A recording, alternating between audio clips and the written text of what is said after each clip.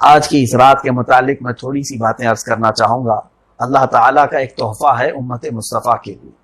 قرآن میں مولا نے فرمایا انا انزلناہ فی لیلۃ مبارکہ، ہم نے مبارک رات میں اس کو اتارا ہے۔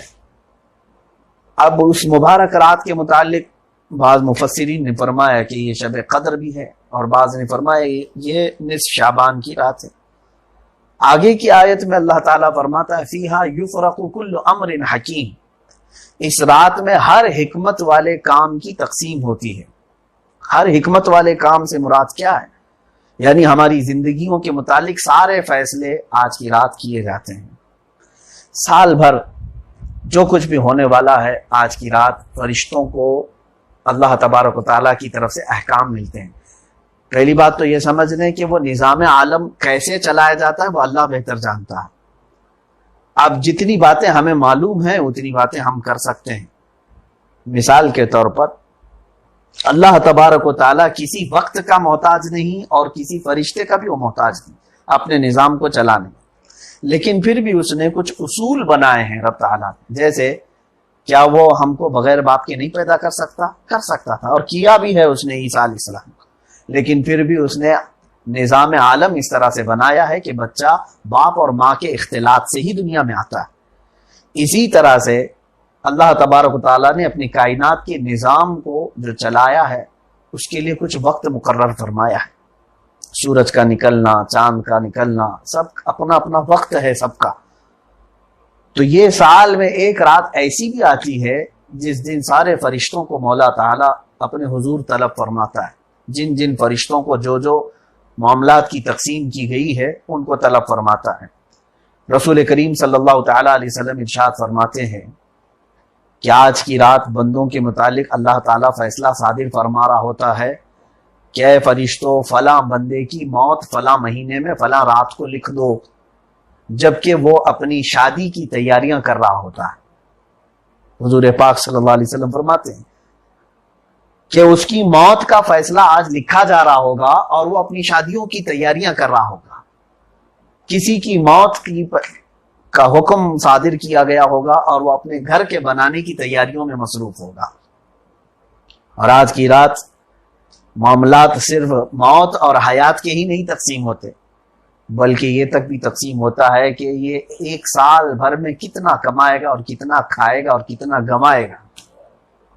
یہ بھی چیزیں آج کی اس رات میں فرشتوں کے درمیان تقسیم ہو جاتی ہیں۔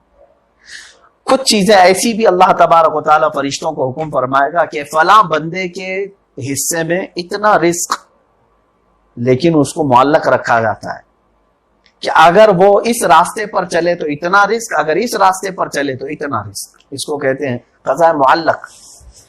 فرشتوں کو کچھ چیزیں دی جاتی ہیں اور کہا جاتا ہے کہ اگر یہ فجر کی نماز میں حاضر ہو تو اس کو اتنا گنا بڑھا کر کے رزق دیا جائے، اور اگر یہاں حاضر نہیں ہوتا تو اس کا رزق گھٹا دیا جائے۔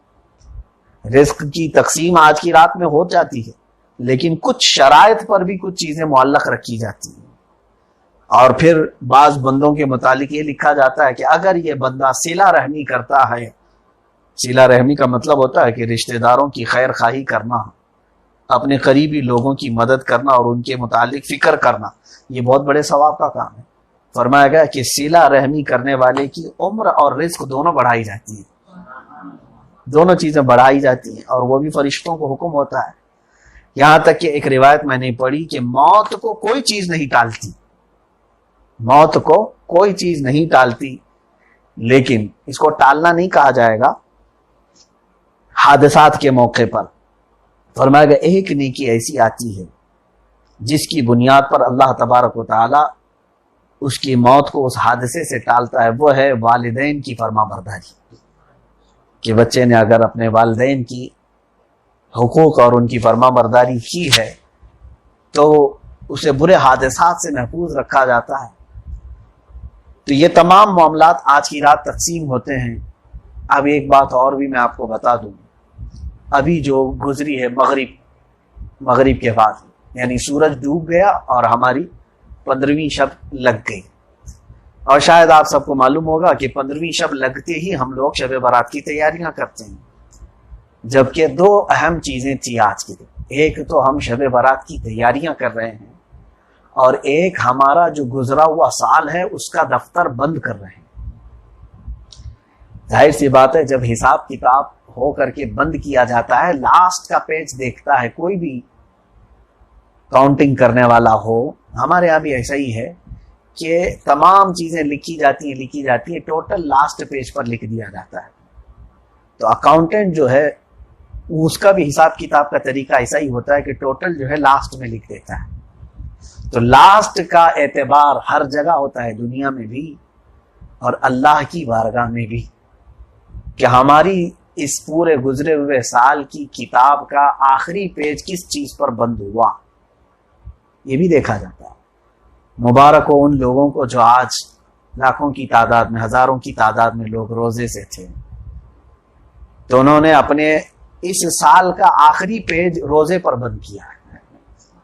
کچھ لوگ وہ ہوں گے جو مغرب سے پہلے تلاوت میں مصروف تھے، قرآن پاک تلاوت کر رہے تھے، مغرب تک فرشتے تمہارے ساتھ تھے، جیسی مغرب ہوئی یہ فرشتے رب تعالیٰ کے حضور پہنچ گئے۔ آج میری بھی کتاب پہنچی ہے، آپ کی بھی کتاب اللہ کی بارگاہ میں پہنچی پچھلے سال رب تعالیٰ کے حضور۔ اب یہی رات کا وقت ہوگا جو فرشتے سنا رہے ہوں گے مولا سے، اے مالک الملک ذو الجلال والاکرام، تیرا فلاں بندہ پورے سال یہ کرتا رہا، اتنی راتیں اس نے عیاشی میں گزاری، اتنے دن اس نے نافرمانی میں گزارے، کتنی عبادتیں کی، کس کا حق مارا ہے، کس کو ستایا ہے، کہاں حرام کھایا تھا، کہاں حرام دیکھا تھا، وہ پوری کتاب لے کر حاضر ہے۔ بعض ائمہ اکرام فرماتے ہیں، رب تبارک و تعالیٰ یہ فرماتے ہیں، فرشتوں یہ بتاؤ کہ آخری اس سال کا دن اس نے کیسے گزارا ہے، یہ بھی اہمیت رکھتا ہے۔ تو فرشتے آخر میں یہ کہتے ہیں، مولا جس وقت ہم اس کی کتاب لے کر آ رہے تھے اس وقت وہ دعاؤں میں مصروف تھا اور تجھے پکار رہا تھا۔ رب تعالیٰ فرماتا ہے، اے ملائکہ اس کے سیئات جتنے اس نے گناہ کیا ہے اس پر اس پنے کو، اس پیج کو بھاری فرما دو، بھاری کر دو۔ رب تبارک و تعالیٰ رحیم و کریم ہے، وہ عفو و غفور ہے، اسی لیے دو چیزیں اہمیت رکھتی ہیں، نہ صرف یہ نہیں کہ شب برات کی رات، یعنی یہ رات کے حصے کو، شب برات جیسی آئے یہ رات کے حصے کو ہی سارے دھوم دھام کریں، اپنے غسل اپنے تمام تیاریاں کریں، بلکہ یہ جو گزر رہا تھا دن اس کا بھی اہتمام ضروری تھا۔ بہرحال وہ گزر چکا، اب اللہ ہی بہتر جانے کہ ہمارا کیا وہاں پر فرشتے سنا رہے ہوں گے اپنے رب کے حضور، اور یہ بھی ہمیں کسی کو نہیں معلوم کہ آج رات ہمارے متعلق اللہ کیا حکم نازل کر رہا ہے، یہ بھی ہم میں سے کسی کو نہیں معلوم۔ ہو سکتا ہے میرے عزیزوں آج ہم سب یہاں پر بیٹھے ہوئے ہیں، فرشتوں کو یہ حکم ہو چکا ہوگا کہ آج جو تقریر کر رہا ہے بیٹھ کر کے، 4 دن کے بعد، 5 دن کے بعد، مہینے کے بعد، 2 مہینے کے بعد اس کی موت لکھ دو، اور فرشتے اس کو لکھ چکے ہوں گے۔ اگر رب تبارک و تعالیٰ نے حکم فرمایا کہ اس کی عمر بڑھا دو تو فرشتے عمر بڑھا بھی دیں گے۔ ہم میں سے کوئی اس بات کو نہیں جانتا کہ ہماری کس مہینے میں موت لکھی جا رہی ہے، کون سی رات ہمارا آخری ہماری زندگی کا پل اور لمحہ لکھا جا رہا ہے، کوئی نہیں جانتا۔ اسی لیے آج احساسات کا وقت ہے، رب تبارک و تعالیٰ کے حضور صلح کا وقت ہے آج، کہ مولا تبارک و تعالیٰ آج معاف کرنے کا وعدہ فرمایا ہے تو یقیناً وہ معاف فرمائے گا۔ آج کی رات کے متعلق اللہ تبارک و تعالیٰ نے اپنی رحمت کے دریا اتنے کشادہ فرمایا ہے۔ ایک روایت میں عرض کر کے آگے بڑھ جاؤں گا۔ سیدنا عیسیٰ علیہ الصلوۃ والتسلیم کے متعلق ایک بات ملتی ہے کہ انہوں نے ایک سمندر پر یا ایک ندی کے کنارے ایک بہت ہی خوشنما پتھر کو دیکھا، بہت ہی حسین و جمیل پتھر تھا، تو آپ نے کبھی ایسا پتھر نہیں دیکھا تھا۔ رب تبارک و تعالیٰ سے انہوں نے عرض کیا، مولا تیری خلقت کے عجائبات بہت بے شمار ہیں، تیری تخلیق، تو نے جو چیزیں پیدا کی ہیں اس کی کوئی مثال نہیں ملتی، بہت عجیب و غریب چیز ہے۔ رب تعالیٰ نے فرمایا، اے عیسیٰ کیا اس سے بھی عجب چیز دیکھو گے؟ کہا کیا چیز ہے مولا؟ حضرت عیسیٰ علیہ السلام کو حکم ہوا اس پتھر پر تم اپنا ہاتھ رکھو۔ آپ نے ہاتھ رکھا تو پتھر شق ہو گیا، پھٹ گیا۔ آپ نے دیکھا تو اس کے اندر ایک بزرگ بیٹھے ہوئے ہیں، عبادت کر رہے ہیں، جبکہ وہ پورا پتھر بند تھا اور ان کے پاس طرح طرح کے پھل میوہ جات رکھے ہوئے ہیں اور وہ اپنی عبادت میں مصروف۔ اس سے بڑی حیرت کی بات کیا ہو سکتی ہے؟ حضرت عیسیٰ علیہ الصلوۃ والتسلیم نے ان کو سلام کیا، پوچھا کہ کون ہیں آپ؟ انہوں نے کہا میں بنی اسرائیل کا ایک عابد ہوں، اللہ رب العزت نے میرے لیے انتظام فرمایا ہے۔ کہا آپ عبادت کب سے کر رہے ہیں؟ کہا پچھلے 200 سالوں سے عبادت میں، میرے رزق کا وہ اسی جگہ پر انتظام فرماتا ہے۔ اس سے بڑی حیرت کی بات اور کیا ہو سکتی تھی؟ اس سے بڑے تعجب کی بات اور کیا ہو سکتی تھی؟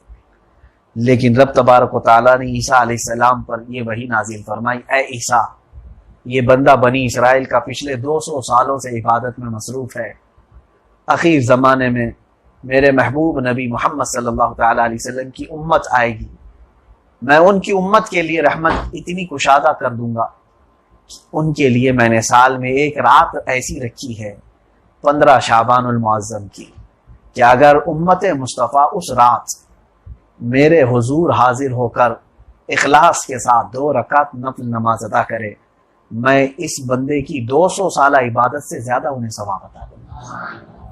کتنی بڑی بات ہے، لیکن ہم نے اس چیز کو یوں ہی سمجھا ہے کہ یہ چیزیں آتی رہتی ہیں جاتی رہتی ہیں، آج آئی پھر چلی جائے گی۔ میرے عزیزوں، میرے رب تبارک و تعالیٰ کا ایک عظیم تحفہ ہے تمہارے لیے، اور ایک ایسا عظیم تحفہ ہے کہ جس کے متعلق عیسیٰ علیہ السلام نے اسی وقت دعا کی تھی، اے رب ذوالجلال، کاش تو مجھے اس نبی کی امت میں پیدا کرتا۔ نبی اس امت میں پیدا ہونے کی تمنا کر رہے ہوں، ہم میں سے کسی کو احساس نہیں ہے؟ مجھے بتاؤ میرے عزیزوں، ہم میں سے کون دعا کر کے آیا تھا کہ ہم کو آخری نبی کی امت میں پیدا کرنا؟